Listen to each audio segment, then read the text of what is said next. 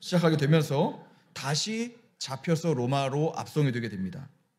이후로 많은 역사학자들이 추측하는 바와 같이 그는 주후 67년에서 68년 사이에 처형이 순교를 당하게 되는데, 이것을 감안한다면 빌립보서를 기록할 당시는 그가 하나님의 부르심을 받기까지 약 5년 남짓의 시간이 남아있는 상황에 기록된 편지라고 할 수 있죠. 다시 말해서 정리하자면 지금 그에게 남아있는 시간은 5년입니다. 5년. 5년이라는 시간을 생각할 때 이것이 길다면 길 시간이고 또 짧다면 짧은 시간이겠죠. 하나님의 부르실 그날이, 그 순간이 가까워 오고 있다라는 것을 직감하고 있었던 바울입니다. 점점 자신에게 죽음의 그림자가 짙게 깔리기 시작했다는 것을 알고 있었던 바울이죠. 그는 자신에게 얼마 남지 않은 이 기회를 살려서 교회에게 어떤 권면을 하고 싶었을까요? 이것이 오늘 설교의 배경이라고 할 수 있겠습니다. 인간적인 기준으로 보면 바울만큼이나 교회를 많이 세우고 바울만큼이나 자신의 생애를 온전히 하나님께 헌신했던, 드렸던 사람이 또 누가 있겠습니까?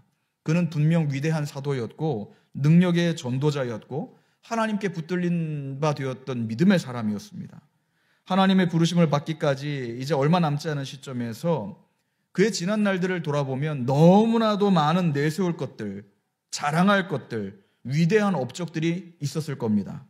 그런데 이러한 바울임에도 불구하고 오늘 함께 살펴본 본문의 말씀에서는 이런 점들이 전혀 보이지 않는다라는 거예요. 오히려 주님의 부르심이 가까워 옴을 볼수록 그는 더욱더 뒤에 있는 것을 잊어버리고 눈앞에 어렴풋이 보이는 분명한 목적지를 향하여 한 걸음씩 나아가기를 원하고 있더라는 것입니다.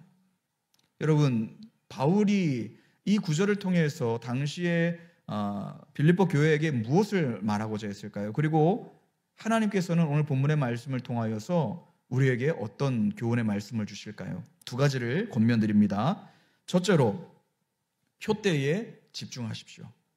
표대에 집중하십시오. 바울은 12절을 보면 내가 이미 얻은 것도 아니고 온전히 이룬 것도 아닌 무언가를 내가 잡으려고 간다라고 말합니다.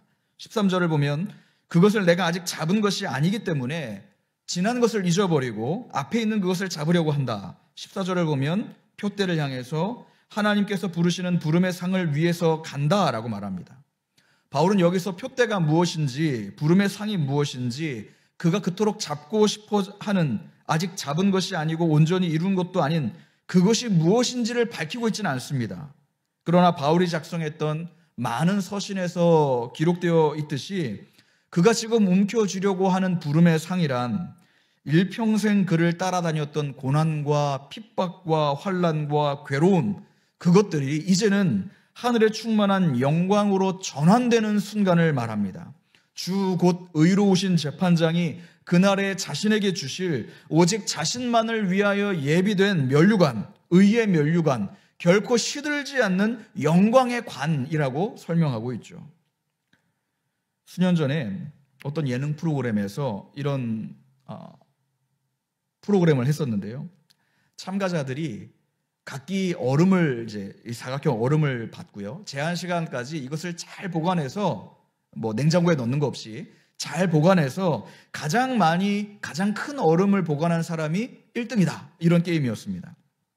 그래서 어떤 사람은 상대방이 가지고 있는 얼음을 박살내기 위해서 막 돌을 들고 쫓아다니기도 하고요. 또 어떤 사람은 꾀에 속아서 그거 소금에 묻어두면 얼음이 안 녹는데 라고 해서 소금에 묻어놓는 사람도 있었고요. 또 어떤 사람은 너무 더운 여름이니까 이것을 시원한 냇가에 담가두면 보존되겠다 싶어서 물에 넣어놓은 사람도 있었습니다.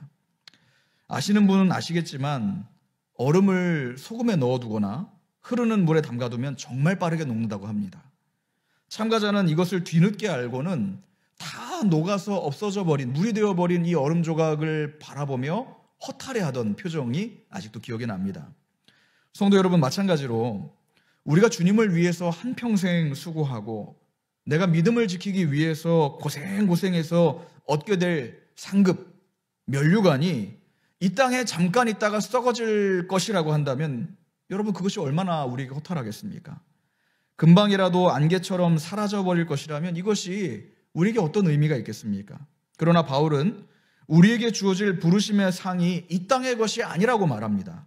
한평생 그를 따라다녔던 가난과 괴로움과 기근과 핍박이 단 한순간에 사라져버릴 것만큼 영광스럽고 신령한 것이라고 말합니다. 그것이 다른 누군가에게 예비된 것이 아니라 바로 나에게, 그리고 이 자리에 저와 여러분 개개인을 위하여 하늘의 의로우신 재판장께서 주실 시들지 않는 영광의 관이라고 말하고 있습니다.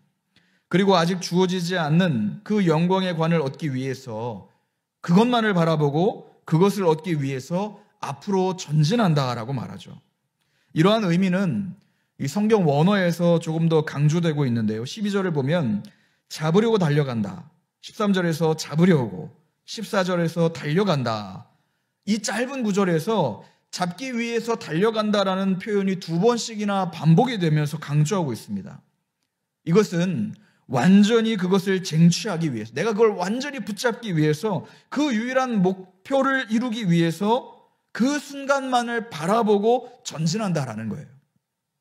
물론 바울은 교회 역사 가운데 가장 위대했던, 그리고 가장 많은 업적을 남겼던 사도이자 전도자였습니다. 그의 업적들을 나열한다면 모르긴 몰라도 엄청 많겠죠. 그러나 13절을 보면은 그는 자신이 쌓아왔던 그 모든 것을 잊어버린다라고 말합니다.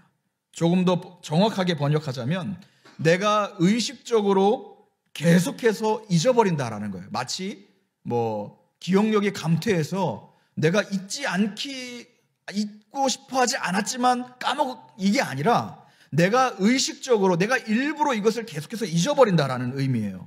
왜 그렇습니까? 그것과 비교할 수 없는 위대하고 영광스러운 상급이 예비되어 있으니까요.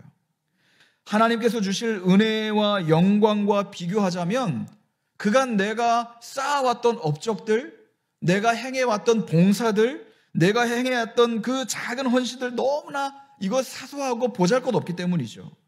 그것과 비교할 수도 없고 능히 견줄 수 없는 하나님의 놀라우신 은혜의 상급이 예비되어 있으니까 내가 해왔던 지난 이 모든 것들 아무 의미가 없다라는 거예요. 더 이상 중요하지 않더라는 것이죠. 인간은 본성상 자신이 걸어왔던 길들을 끊임없이 묵상하는 것 같습니다. 특히 인생의 말년에 이르러서 내가 과거에는 말이야 어떤 삶을 살아왔고, 내가 과거에는 어떤 업적들을 남겨왔고, 내가 공로가 무엇이고, 이런 것들을 되새기고 전하기를 원하죠.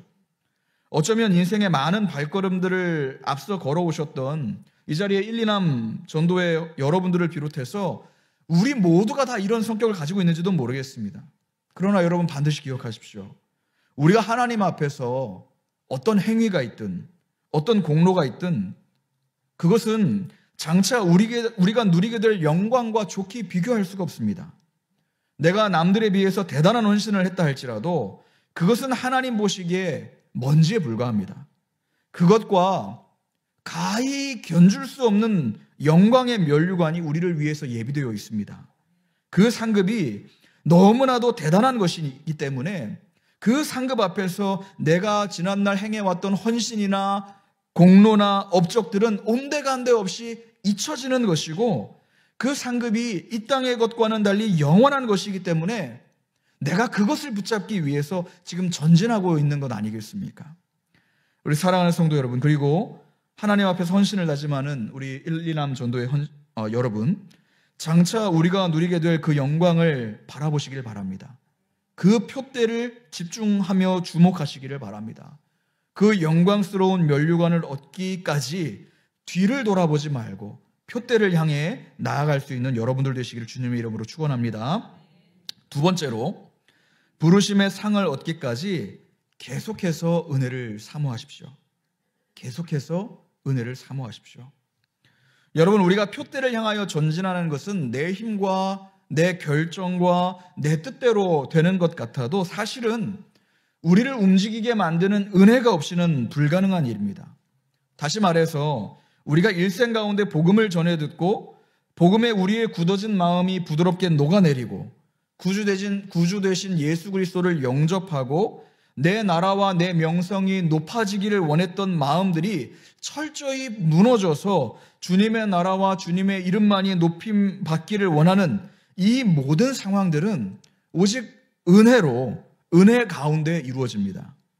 그런데 여러분, 우리가 오해하면 안 되는 것이 이 은혜는 단 한 번, 우리의 평생에 단 한 번 일어나는 것으로 끝나서는 안 된다라는 거예요.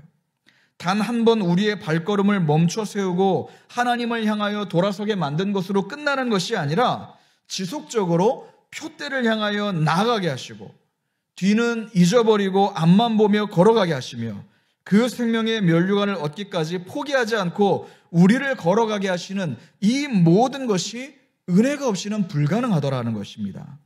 은혜가 우리를 불렀다면 그 이후에도 은혜가 우리를 걸어가게 하고 은혜가 우리를 붙들고 은혜가 우리를 나아가게 만들며 은혜가 우리에게 면류관을 얻도록 인도한다라는 것이죠.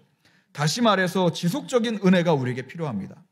마치 12절과 14절에서 달려간다라는 표현이 지속적인 의미를 가지고 있는 것처럼 우리가 달려가도록 만드시는 은혜 역시 우리에게 지속적으로 매일매일 매 순간마다 필요하다라는 거예요.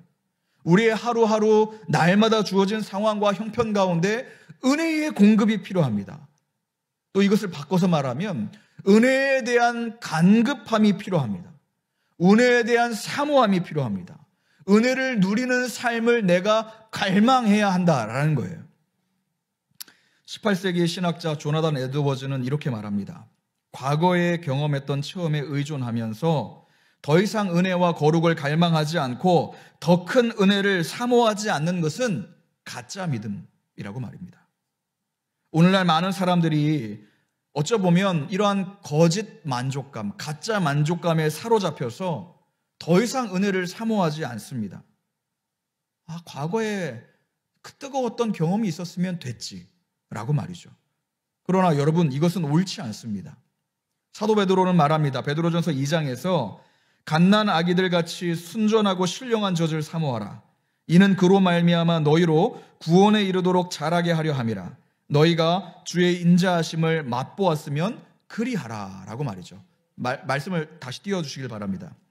3절 말미의 말씀을 잘 보세요. 너희가 주의 인자하심을 맛보았으면 그리하라. 다시 말해서 은혜를 맛본 자라면, 너희가 주님의 구원하시는 은혜를 경험한 자라면 계속해서 갓난 아이들처럼 순전하고 신령한 젖을 사모하는 것이 맞다라는 거예요. 그것이 맞다라는 거예요. 여러분, 우리가 교회 안에서 신앙생활하면서 쉽게 놓치거나 속을 수 있는 부분이 바로 이겁니다. 우리가 교회 안에서 열심히 교회 일을 할 수 있죠. 충성할 수 있습니다. 봉사할 수 있어요. 분에 넘치도록, 아이고 저 아무개 집사 가진 것에 비해서 넘치도록 헌신한다. 네, 이런 평가 나올 수 있습니다. 때로는 직분을 맡을 수도 있죠. 보이는 곳과 보이지 않는 곳에서 주님의 몸된 교회를 위해서 충성하는 것처럼 보일 수 있어요. 그러나 그런 사람에게도 정작 은혜를 받고자 하는 마음, 하나님을 향한 갈망하는 마음이 없을 수 있더라라는 거예요. 이 말씀이 이해가 되십니까? 아니, 생각보다 여러분 이런 경우가 많을지도 모르겠어요. 교회 역시도 사람이 모이는 곳이기 때문에 똑똑한 사람들, 많이 배운 사람들, 창의적인 사람들, 강력한 카리스마를 가진 사람들 모이고 드나들 수 있죠. 그러나 여러분, 하나님을 향한 영적인 갈망은 그것을 이미 경험하고 맛본 사람들만이 가질 수 있는 특징입니다. 영적인 배고픔과 목마름은 이것을 맛본 사람들만이 가질 수 있는 거예요. 저와 아내가 몇 년 전에 이제 베트남의 사파라는 지역에 배낭여행을 간 적이 있어요. 한 7, 8년 됐네요. 하노이에서 버스를 타고 고속버스를 타고 5시간 반을 산길을 달려야 만날 수 있는 고산지대였는데요. 마침 이제 버스가 이 사파에 도착해서 짐을 내릴 그 날이 고산지대이니까 엄청 추웠고요. 또 비가 추적추적 내리는 어둑어둑해지는 이런 저녁이 다 된 시간이었습니다. 날은 쌀쌀하고 비는 내리고 해는 이미 저물어서 어둡고 이러다 보니까 터미널 인근에 이제 한 조그만한 식당에서 쌀국수를 시켜 먹었어요. 여러분 생각해 보십시오. 춥고 배고프고 뜨끈한 국물이 들어가니까 이곳이 천국이구나 싶더라고요. 그곳에서 먹었던 그 쌀국수 맛을 아직도 잊을 수가 없어요. 한국으로 돌아왔습니다. 유명하다 하는 이 베트남 음식점 웬만한 데는 다 가봤는데 그 맛이 아니에요. 그 맛이 아니더라고요. 흉내조차 낼 수가 없더라고요. 그것을 먹어본 사람이 그 맛을 아는 거 아니겠습니까? 성경에 말씀하시는 것도 마찬가지예요. 여러분이 하나님의 구원하시는 은혜를 맛보셨습니까? 그러면 그 은혜를 내가 매일매일 더 누리고 더 맛보고 싶어하는 것이 마땅하다라는 거예요. 그런데 너무나도 많은 사람들이 거짓 만족감에 빠져서 은혜를 내가 받았다, 과거형이에요. 받았다라고 누리며 생각하고 착각하고 만족하고 더 이상의 은혜를 갈망하지 않더라는 거예요. 은혜를 받을 수 있는 어떠한 노력도 추구도 손 놔버리더라는 겁니다. 성경은 분명하게 말합니다. 그거 가짜 신앙이라고요. 은혜를 맛본 사람이라면, 은혜를 누리는 자라면, 주님의 인자하심을 맛본 사람이라면 더욱더 신령한 젖을 맛보기를, 사모하기를 이거 하는 것이 합당하다라고 말합니다. 우리나라의 이 경건, 기도에 대한 책자로 많이 알려진 토저라는 목사님은 하나님을 추구함이라는 책에서 이렇게 기도문을 싣습니다. 하나님, 저는 당신을 원하게 되기를 바랍니다. 하나님만을 바라는 마음으로 내 안에 가득 채워지기를 원합니다. 더욱 갈증나게 되기를 원합니다. 기도하오니 당신을 진정 알도록 당신의 영광을 보여주옵소서라고 말이죠. 우리가 잘 아는 존 파이퍼 목사도 이렇게 말합니다. 내가 만나본 가장 강력하고 가장 성숙하고 가장 위대한 그리스도인들은 하나님을 갈망하는 그리스도인이었다라고 말입니다. 이처럼 하나님을 더 원하는 것, 하나님의 은혜를 사모하는 것, 하나님이 주실 그 은혜를 갈망하는 것은 하나님께서 그분의 자녀들에게만 허락하시는 마음이에요. 주님의 부르심을 가까이 올수록 더욱 은혜를 사모하시는 이 자리의 모든 성도 여러분들 되시길 바랍니다. 이것이 은혜를 맛본 자에게 합당한 태도입니다. 더 큰 은혜, 매일매일 부어지는 은혜, 더 깊고 풍성한 은혜, 그 은혜를 맛보기 위해서 부단히 노력하십시오. 그 은혜의 자리에 힘써 앉으십시오. 그 은혜를 사모하십시오. 이것이 은혜를 맛본 자들이 보여야 할 합당한 태도입니다. 말씀을 정리합니다. 우리 사랑하는 1, 2남 전도의 회원 여러분들과 이 자리에 앉아 계시는 성도 여러분, 우리는 인생길을 걸어가며 때로는 뒤를 돌아보며 내가 쌓아왔던, 내가 걸어왔던 길들을 묵상할 때가 있습니다. 하나님 앞에서 우리가 걸어왔던 신앙의 길이 너무나 귀하고 그 발걸음들이 너무나 아름다웠던 길임을 믿습니다. 그러나 성경은 우리에게 이러한 뒤를 돌아보기보다 앞을 향하여 전진하는 삶을 살 것을 권면합니다. 바울이 오직 단 하나의 표대를 바라보며 그 표대를 향하여 걸어갔던 것처럼 우리 역시도 하나님께서 부르시는 그 날까지 표대를 향하여 표대만을 바라보며 걸어가야 합니다. 우리의 궁극적인 표대는 바로 우리 주 예수 그리스도입니다. 주님께서 우리를 부르시는 그 날까지 힘써 믿음으로 걸어갑시다. 우리가 지난 과거에 어떠한 업적을 이루었고 어떠한 공로를 행했는가 보다 중요한 것은 우리가 부르시는 그 순간까지 믿음을 지키고 하나님을 더욱 사랑하며 살아가는 것 아니겠습니까? 인생의 남은 여정 가운데 하나님을 더욱더 가까이 하고 하나님께서 주실 의의 면류관을 바라보며 달려가시는 여러분들 되시길 바랍니다. 그러나 하나님의 은혜가 없이는 우리는 한 걸음도 한순간도 나아갈 수 없습니다. 그러므로 주어진 시간 동안 더욱더 주님의 은혜를 사모하고 하나님을 갈망하는 삶을 살아가시길 바랍니다.